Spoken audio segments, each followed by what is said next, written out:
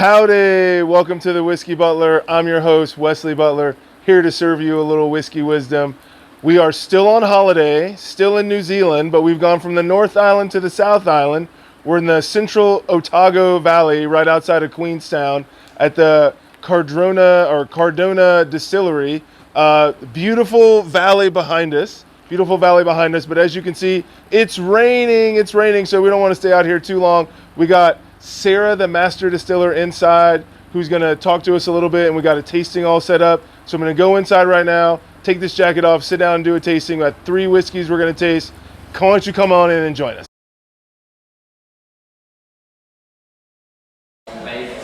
Okay, we're back inside now. We're out of the rain. As I promised, Sarah, master distiller, here is going to join us as we do the. She specifically lined these up in the order that we should taste them. Okay, so Sarah, thank you for joining us. Pleasure. How long have you been here at the distillery? I've been here since 2015. It was a building site when I started, so I've really been a part of it really from ground up, which has been an absolute roller coaster of a ride this last 7 years.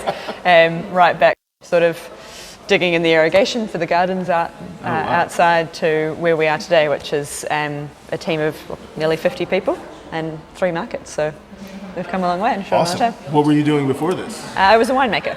Well, I was involved in the wine industry. You were involved in the wine industry. We were actually we're just at a winery earlier today, down this gigantic mountain that we had to drive up to get here. We went to, oh my gosh.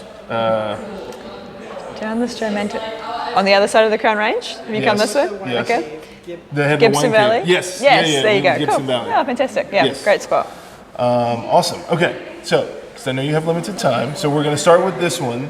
This is one of your special releases. Yes. Does it have a name? Or? This one we bottled down for our birthday last year.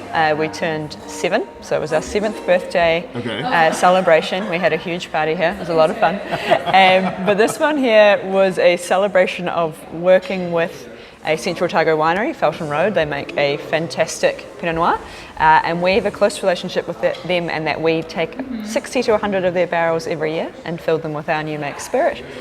This bottling here is exclusively Felton Road Pinot Noir aged whiskey. The age is less important. It was less about an age statement and more about a marriage of flavours. It would range between 4 to 5 in the bottle. Okay. But we're looking at 4 Pinot casks brought together, married in tank, and that was our very first whiskey that we ever added water to. So all of our whiskies are cask strength whiskies. Yes. This one here has been fruit. It's had a little splash. This one has water in it, but it has a splash, but only to 52%, so it's still on the high end. It's still on the high end. I love high proof whiskeys. Cool. Love cask strength. So I'm excited about these other 2. I mean, I'm excited about this one too. So all right. So 52%, 4 Pinot barrels. And 100% malted barley.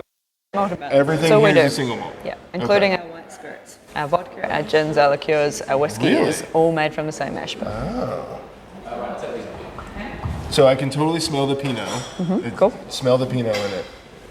So there's somewhat of a wet fill. We basically get them from the winery as they're emptied around harvest over here. We're filling them as quickly as our production program allows.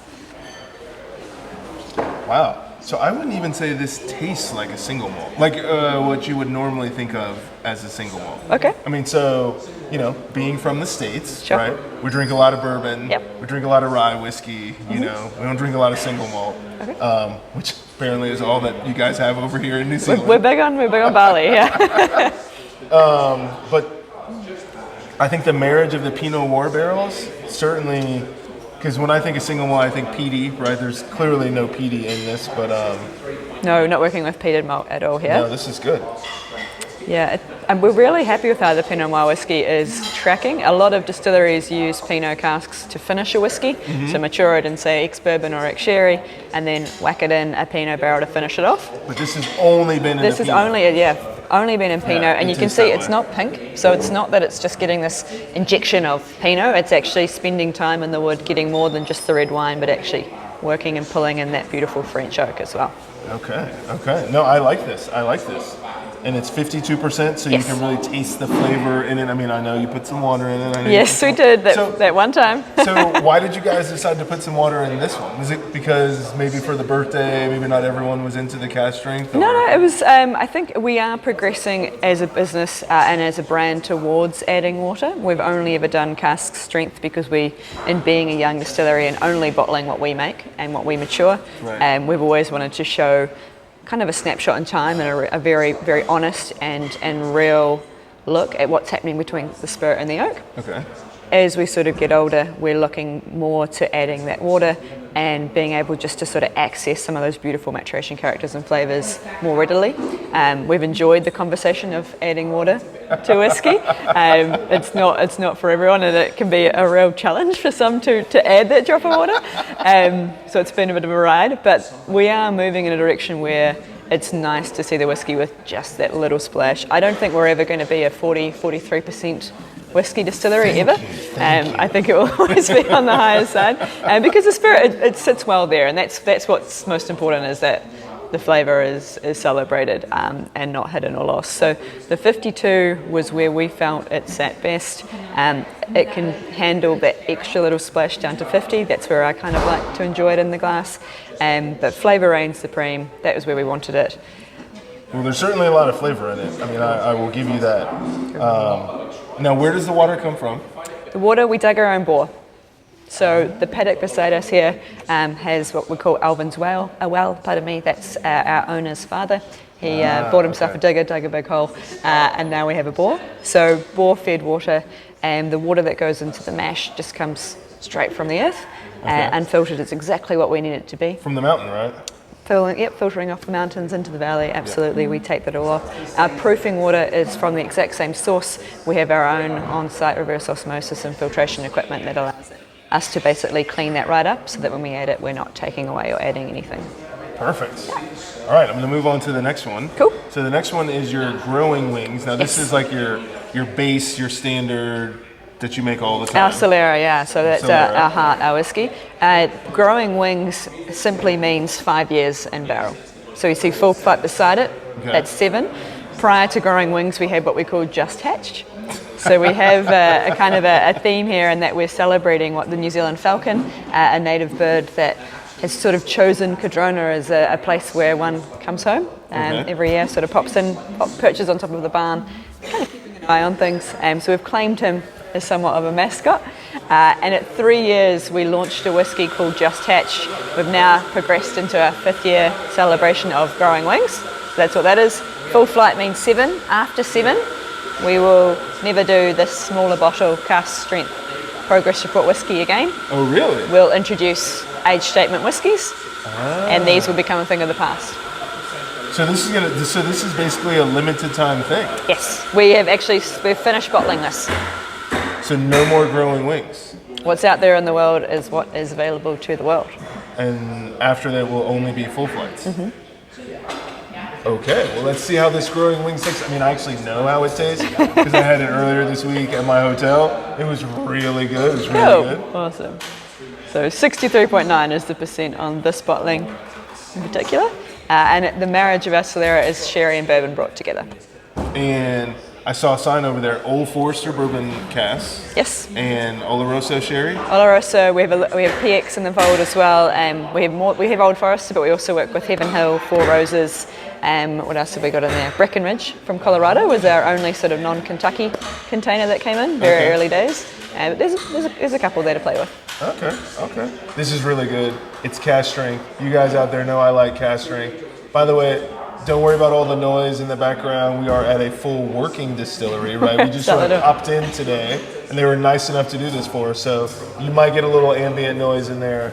We'll see about editing that out when we're done with this. But no, this is really good. Good day for drinking whiskey. Does the director want me to save some of this also?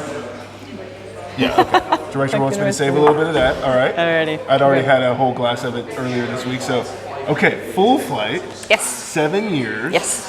So this is what you're moving everything towards. Yes. So we've actually yet to launch our Solera version of the full flight, and the sherry butt that I've selected has not turned 7 just yet.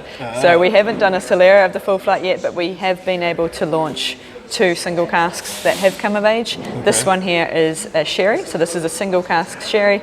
We have launched a single cask bourbon as well. But I heard you sold out of them like immediately. Yes, yeah, there's just a handful of bottles left.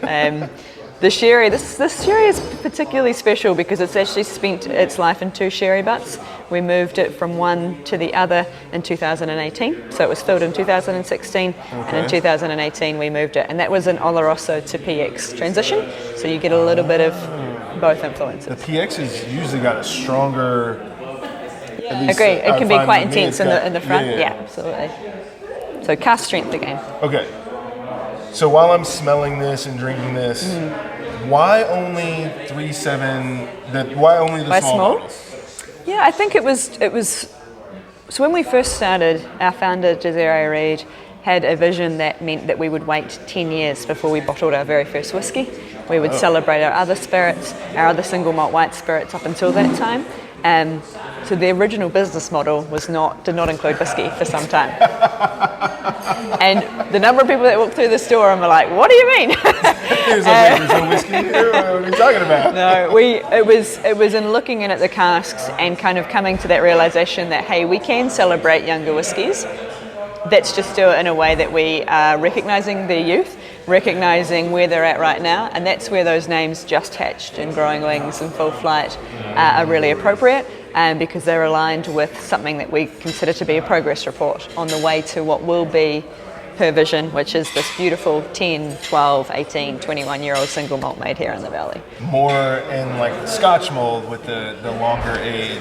Sure, I think there are a lot of Scottish influences in the setup, and then along the way you bring Kiwi ingenuity in, and you adapt and you kind of evolve to become your own. But I think when you are looking at setting up a single malt distillery, you can't help but look to the Scots and see how they've been doing it for centuries. Yes. Well, I would say, in my humble opinion, that this one has a very different flavor profile than this one does. Sure. Yeah. Like that one to me actually tastes a little bit smoother than this one does. What's the proof? This one is a little lower, but I do think the intensity of flavor from the double sherry is quite elevated and quite peaked, versus you get a softening effect with the bourbon aged whiskey in here. That is perhaps a very good way to describe it, a softening effect with the bourbon. Yes. A little fruitier. Yeah, you can really taste the sherry more so in this one than you can in this one. Sure. I mean, you can smell it and taste it in that one, but it's really stronger in that one. I'll leave the director a little bit of a taste for that one as well. So moving forward, yes. You guys are moving towards like only making the age statement 10, 12, so on and so forth. Maybe then you'll put them in big bottles? Yes, we are. Okay. We are moving into big bottles. And there'll be more than just age statements. I think as our whiskey library stock grows and we age, we can play with different expressions and have a little bit of fun like we did with the Otago cask. Sure. But age statements will absolutely become a thing that we'll move into. We'll be going to 700ml bottles very shortly. This one here, actually, we did bottle down to 700 for our birthday. The ones that are left are just these smaller sample ones. Yeah, because everyone wants to take the big bottles home. Yeah. Means more people can take a bottle away with them. Now, so we're moving towards that. Are we moving towards anything other than only single malt, or is it just going to stay single malt? The distillery itself has been custom built to work with malted barley. Okay. There would need to be a significant change in our infrastructure to take on the likes of corn and other grains. I don't see that happening. I think the idea for Cardrona is to really hone our craft and create beautiful single malt spirits, not just whiskey, but the vodka, the gin, and the liqueurs, and to just do what we do really well, and kind of just as much world domination as a small distillery can pull off. That's what we're kind of going for. Rather than releasing a new gin every minute, we want the world to know what the source gin is and where it comes from. Perfect. Yeah. Awesome. Well, I'm certainly going to take home a bottle of this Cardrona whiskey.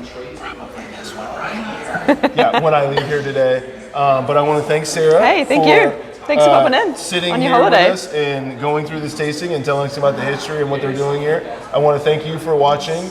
Check out the pictures, like, share, subscribe, comment. Click the bell when you subscribe so you're always notified of future episodes. Everything that I always tell you. And if you're in New Zealand, you're on the South Island, you're in the Central Otago region, come check out Cardrona Distillery. Maybe by then they'll have big bottles and they'll have 10-year age statements and we'll all have a good time. But until then, Always a good thanks time. for watching.